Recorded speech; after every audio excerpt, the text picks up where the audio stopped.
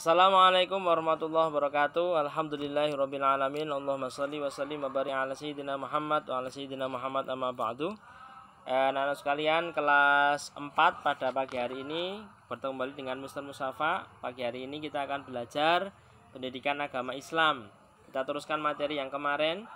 Untuk materi daring kita yang kemarin kita sudah bahas tentang Sunan Wali Songo, ya.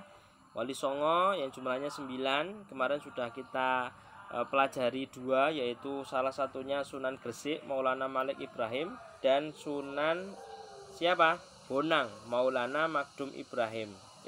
Maaf.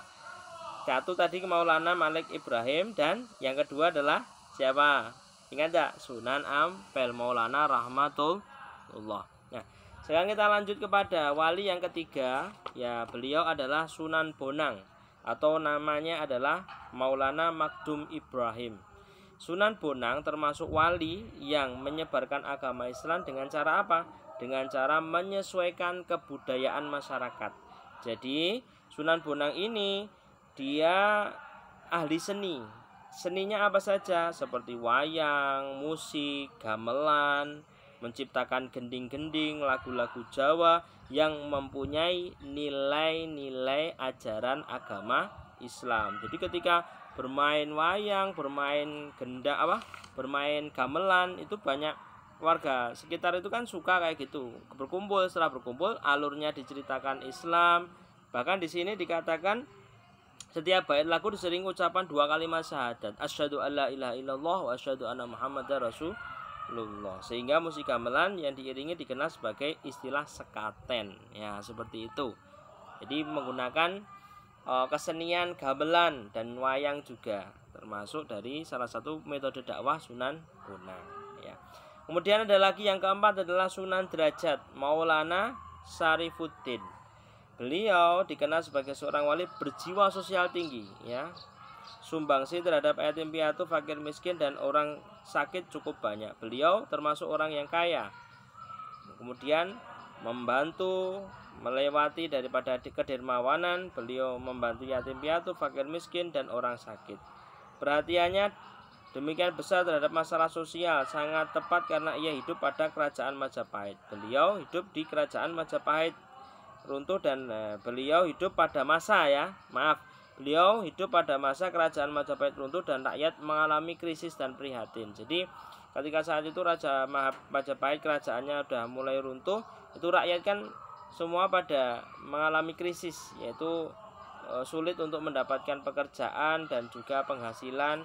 Akhirnya dibantu oleh Sunan Derajat ini, ya, menggunakan media kesenian juga. Nah, ini salah satunya juga tetap menggunakan kesenian, ya, untuk mengumpulkan orang-orang. Mereka pada susah, kemudian dihibur dengan lagu-lagu Jawa dan lain sebagainya, seperti itu, dan dimasuki dengan ajaran-ajaran agama Islam. Jadi nggak ada yang maksa, ya, friend. Kalau kamu nggak masuk nanti nggak ada. Pakai kesenian, pakai hal-hal yang mereka kadang-kadang yang orang-orang yang awam itu mereka akan dengan senang tiasa masuk agama Islam, seperti itu. Jadi karena keindahannya, karena kebagusannya, karena memang menarik sekali ajarannya, akhirnya mereka masuk agama Islam. Nah, kemudian Sunan Giri yang kelima, Sunan Giri, namanya Maulana Ainul Yakin atau nama aslinya adalah Raden Paku.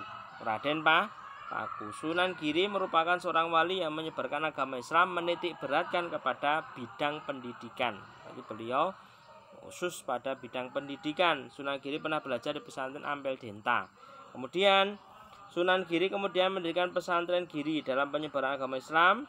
Pengaruh pesantren Giri menyebarkan agama Islam hingga sampai ke daerah-daerah Madura, Lombok, Kalimantan, Sulawesi dan Maluku. Beliau membangun pesantren dan banyak santri yang mungkin ke situ datang pulang ada, kemudian santrinya menyebarkan lagi sana, akhirnya lama-lama banyak dan meluas sampai ke daerah-daerah Madura, Lombok, Kalimantan, Sulawesi dan Maluku, seperti itu. Nah, jadi dalam sistem pendidikan, ya, friend, jadi diajak untuk kita selalu berpikir tentang rasional, menyembah sesuatu yang kira-kira umpamanya menyembah patung itu kan cuma buatan manusia. Kenapa disembah? Wong dia jatuh aja nggak bisa bangun sendiri, masa disembah? Akhirnya mereka berpikir dan kemudian mempercayai bahwasanya Allah lah satu-satunya Tuhan yang wajib disembah.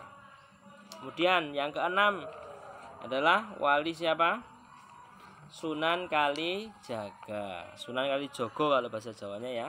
Namanya asli adalah Maulana Muhammad Syahid. Sunan Kalijogo dikenal sebagai seorang wali, juga seorang budayawan dan seniman. Beliau terkenal sebagai cendekiawan, seniman. Sunan Kalijogo memiliki wawasan yang luas, pemikiran yang tajam. Sunan Kalijogo dikenal sebagai wali yang dekat dengan rakyat. Beliau cendekiawan, pengusaha juga.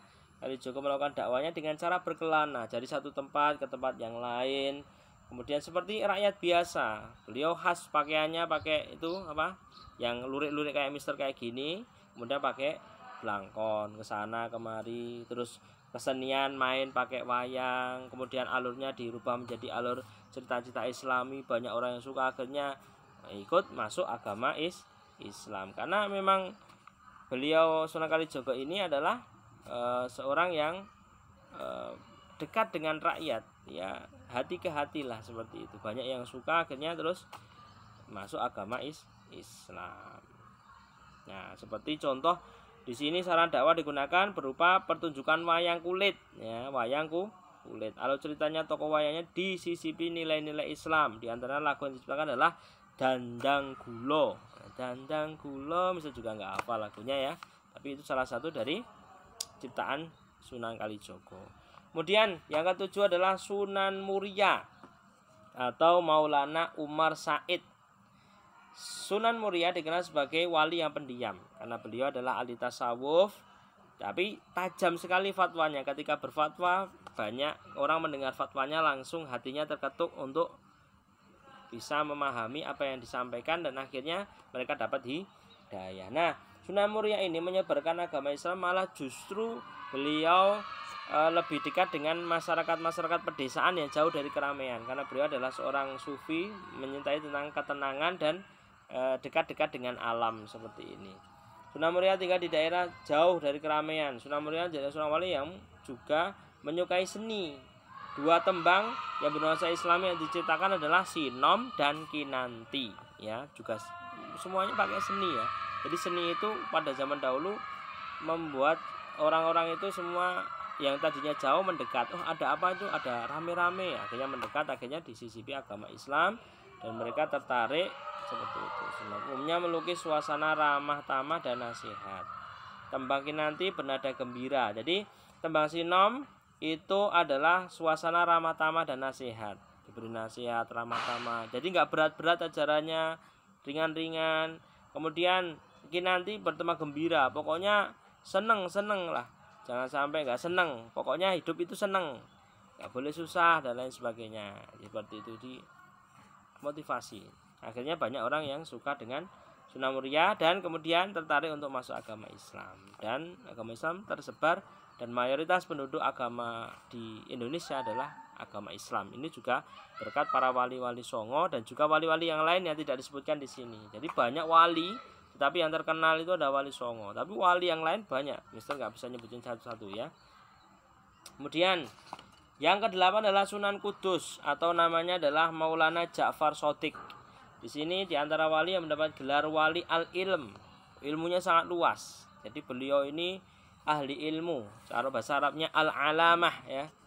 Itu adalah Sunan Kudus, dikenal sebagai wali yang memiliki berbagai ilmu agama seperti tauhid, fikih, semuanya. Karena itu ilmunya Sunan Kudus mendapat kepercayaan dari Sultanan Demak untuk mengendalikan pemerintahan dan menjadi hakim. Jadi hakim di Kesultanan Demak ketika saat itu. Untuk memudahkan penyebaran Islam, Sunan Kudus membangun sebuah masjid yang terkenal, yaitu adalah Menara Kudus. Nah, yang terakhir adalah Sunan Gunung Jati, Maulana Syarif Hidayatullah, salah satu seorang wali Songo yang sangat berperan dalam penyebaran agama Islam terutama di daerah Cirebon, Jawa Barat. Beliau ini Sunan Gunung Jati merupakan cucu Raja Pajajaran yang lahir di kota Mekah. Setelah dewasa, Sunan Giri memilih untuk berdakwah di daerah Jawa Barat. Kemudian hingga berhasil menjadikan Cirebon sebagai kerajaan Islam pertama di Jawa Barat. Seperti itu ya. Itu cerita Wali Songo ya. Kalian hafalkan Wali-wali Songo itu. Yang pertama adalah Sunan Gresik, kemudian Sunan Ampel, Sunan Bonang, Sunan Giri, Sunan Derajat, Sunan Kalijaga, Sunan Muria, kemudian Sunan Kudus. Ya, itu ada 9. Yang terakhir Sunan Gunung Jati. Nah, itu adalah nama-nama wali yang kita ketahui. Untuk wali-wali yang lain masih banyak, tetapi tidak disebutkan di sini.